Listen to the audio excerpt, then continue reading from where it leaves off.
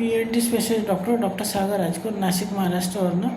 आजचा टॉपिक आहे, video topic आहे व्हॉट मिमिक सायनस इश्यूज. म्हणजे आपल्याला वाटतं की सायनस प्रॉब्लेम आहे, पण तो सायनस प्रॉब्लेम नसतो. असं खूप वेळा होतं.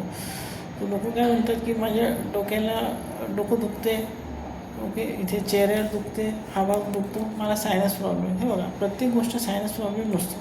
सर्वात महत्त्वाची गोष्ट की हा व्हिडिओ बघणं सफिशियंट नाही आहे.